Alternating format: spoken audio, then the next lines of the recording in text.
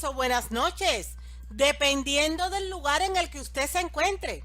Soy su amiga Nelly Acosta de su canal de YouTube Salud a la Carta y hoy estoy aquí porque quiero comentarles algo que ha sido objeto de confusión entre muchas personas y a lo largo de los tiempos.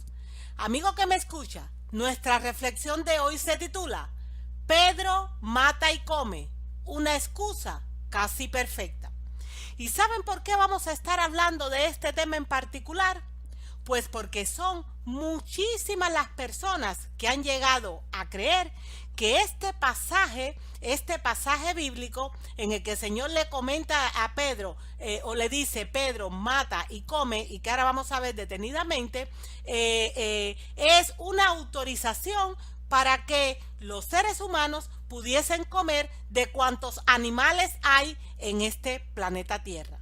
Amigo que me escucha, esa es una equivocación grandísima y esa mala interpretación ha traído consigo que muchísima gente caiga enferma por estar comiendo de aquello que no debería estar comiendo, como es por ejemplo el caso del cerdo, que ya sabemos que es un animal inmundo según se sentencia en las Sagradas Escrituras. Pero vamos allá, vamos a adentrarnos en nuestro tema. Pedro mata y come, una excusa casi perfecta.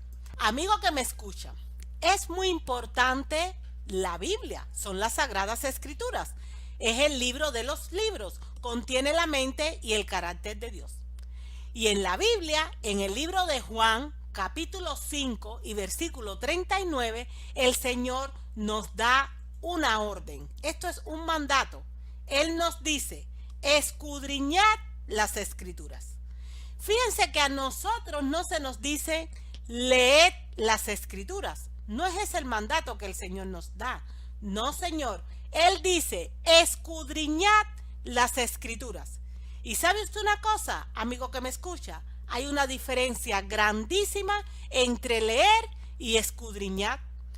Y para que nosotros tengamos claros qué significa un verbo y el otro, yo me fui al diccionario de la Real Academia de la Lengua Española y busqué estos dos vocablos. Pues resulta que con respecto a leer se da una definición que es la siguiente: pasar la vista por lo escrito o impreso, comprendiendo la significación de los caracteres empleados. Eso es leer. Pero sin embargo, con respecto a escudriñar, se da una interpretación que va mucho más allá de pasar la vista por lo escrito o lo impreso, comprendiendo la significación de los caracteres empleados. Porque la definición es la siguiente: escudriñar es examinar, inquirir y averiguar cuidadosamente, fíjense, cuidadosamente algo y sus circunstancias. Y eso es lo que nosotros debemos hacer con respecto a la Biblia. No leerla, sino escudriñar. Porque si yo leo la Biblia y no escudriño la Biblia, tal y como el Señor me ha ordenado hacer, yo voy a tener grandes problemas debido o como consecuencia de malas interpretaciones que van a traer repercusiones negativas sobre mi propia vida. Amigo que me escucha, cuando yo obedezco a lo que el Señor me está diciendo y no leo, sino que escudriño la Biblia según me ordena Juan 5:39, entonces puedo comprender, porque llego a Isaías 28:10, que la Biblia tiene un método de estudio. La Biblia, la Biblia se interpreta a sí misma y hay un método de estudio de la Biblia que explica las propias Sagradas Escrituras. Este método de estudio usted lo puede encontrar en Isaías 28:10. Es el método correcto y nos dice así: porque mandamiento tras mandamiento, mandato sobre mandato, reglón tras reglón, línea sobre línea, un poquito aquí, otro poquito allá. ¿Saben qué quiere decir esto, amigo que me escucha? Que cuando nosotros vamos a estudiar las Sagradas Escrituras, nosotros no podemos coger un versículo aislado y hacer de ella, o de ese versículo, toda una doctrina. No, señor, Si yo, por ejemplo, estoy hablando acerca de comida o estudiando, mejor dicho, acerca de comida en la palabra de Dios, lo correcto es aplicar este método de estudio y recorrer la Biblia completa, la Biblia toda, empezando por el Génesis hasta el Apocalipsis y consultar todos y cada uno de los versículos que tienen que ver con la comida. Si yo no hago eso, pues voy a correr el riesgo de sacar conclusiones erróneas como las que se derivan y que lamentablemente tanta gente cree de este versículo en el que el Señor dice: Pedro mata y come. Permítanme, amigo que me escucha, aplicando el método de la Biblia, explicar ese versículo, porque usted se va a llevar una gran sorpresa. Pero yo no quiero explicar ese versículo y lo que realmente significa recurriendo a mis propias palabras. A fin de cuentas, mi mente es finita, yo soy una pecadora más, soy susceptible a equivocarme y no quiero cometer errores en un tema tan importante como este. ¿Qué significa la visión de Pedro? Esa visión que tuvo Pedro en la que el Señor le dijo: Pedro, mata y come, ¿tiene algo que ver con comida, con animales que yo puedo comer y que no puedo comer? ¿Es lícito que los cristianos utilicen este versículo para excusar el consumo de lo que ellos consideran alimentos? Amigo que me escucha, vamos a ver lo que nos dice la sierva y mensajera del Señor, que lo explica magistralmente en el libro inspirado Historia de la Redención. Entre las páginas 297 y 300 está toda la explicación de esto que les quiero comentar.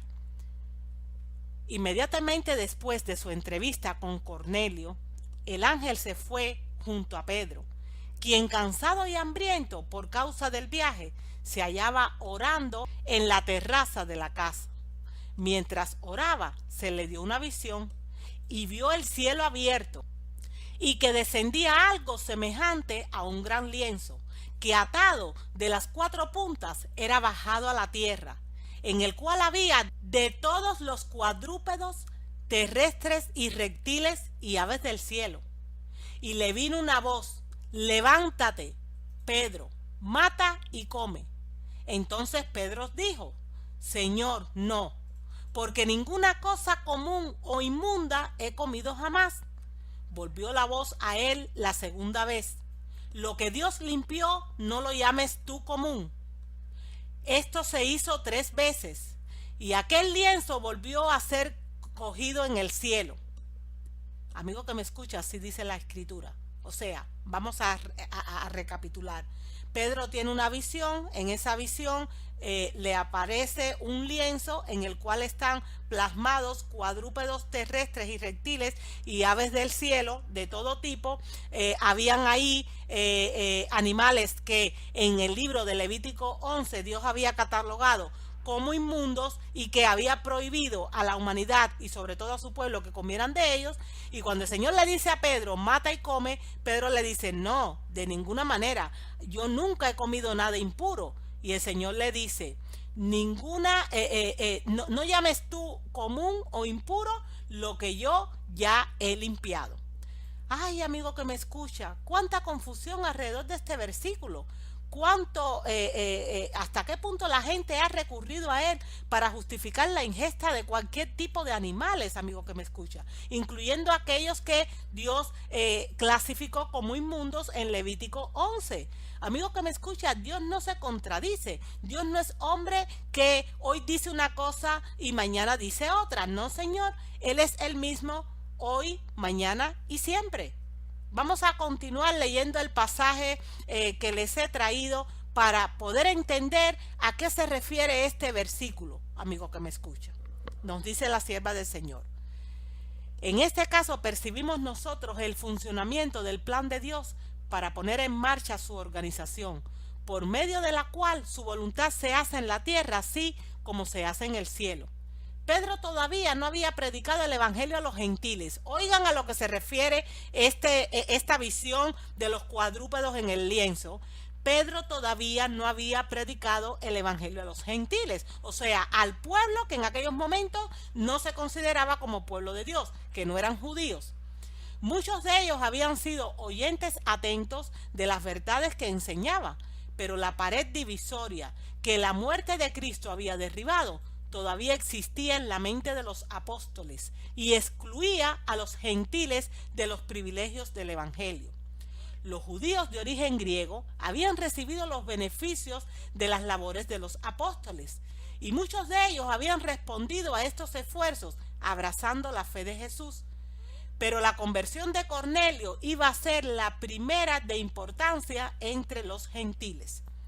Mediante la visión del lienzo y su contenido, que descendió del cielo, se iba a librar a Pedro de sus arraigados prejuicios contra los gentiles. Debía comprender que por medio de Cristo las naciones paganas llegaban a ser participantes de las bendiciones y los privilegios de los judíos, y que junto con ellos debían ser igualmente beneficiadas. Algunos han sostenido que esta visión significa que Dios eliminó la prohibición de usar la carne de animales que anteriormente habían sido considerados inmundos y que por lo tanto la carne de cerdo es apta para el consumo humano. Esta es una interpretación estrecha y completamente errónea y contradice flagrantemente el relato bíblico de la visión y sus consecuencias. La visión de todos esos animales vivos que se hallan en el lienzo y acerca de los cuales se dio la orden a Pedro de que matara y comiese para asegurarle que lo que Dios limpió no debería ser llamado común o inmundo, era simplemente una ilustración que se empleó para presentar a su mente la verdadera situación de los gentiles, que por la muerte de Cristo llegaban a ser coherederos con el Israel de Dios. Amigo que me escucha, qué tremendo. La visión de Pedro no tenía nada que ver con comida. Sencillamente el Señor le mostró que no podía llamar a los gentiles inmundos porque a él los había limpiado. Sencillamente el Señor a través de esa visión le mostró a Pedro que el Evangelio no era en exclusivo para los judíos, que la humanidad completa, que es lo que se conoce también como gentiles, iban a tener el privilegio de ser beneficiados por el mensaje de salvación que viene de Dios. Si yo no aplico el método de estudio de la Biblia, de mandamiento tras mandamiento, mandato sobre mandato, reglón tras reglón, línea sobre línea, un poquito aquí y un poquito allá, que se describe en Isaías 28:10, si yo lo que hago es leer la Biblia en vez de escudriñar las escrituras, tal cual se nos mandó a hacer, yo voy a cometer este tipo de errores, voy a estar susceptible a equivocarme y a tener y asumir interpretaciones que son absolutamente antibíblicas, amigo que me escucha. Nos continúa diciendo la sierva del Señor. Para Pedro era a la vez una reprensión a una instrucción. Hasta ese momento sus labores se habían confinado totalmente a los judíos y había considerado a los gentiles como una raza impura, excluida de las promesas del Señor. Entonces se lo indujo a comprender la amplitud del plan de Dios. Incluso mientras consideraba la visión, se le dio una explicación acerca de ella.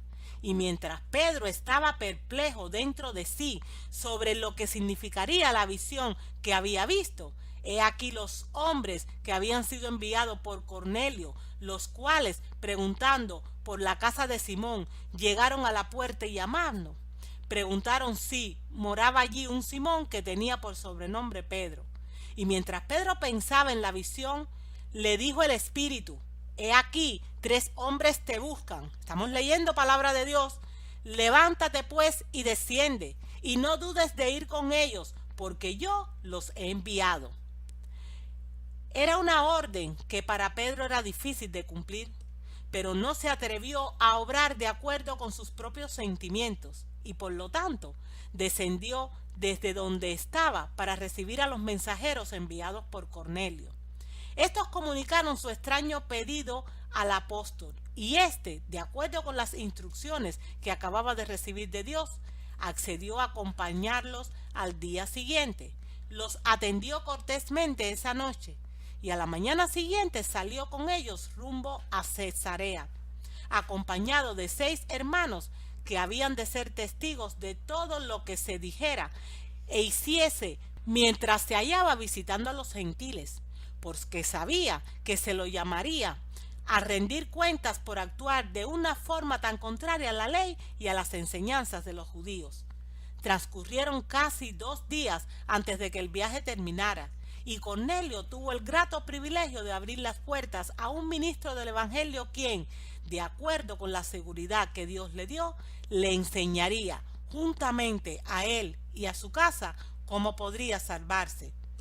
Mientras los mensajeros hallaban el camino, el centurión había reunido a tantos de sus parientes como pudo para que ellos, juntamente con él, pudieran ser instruidos en la verdad.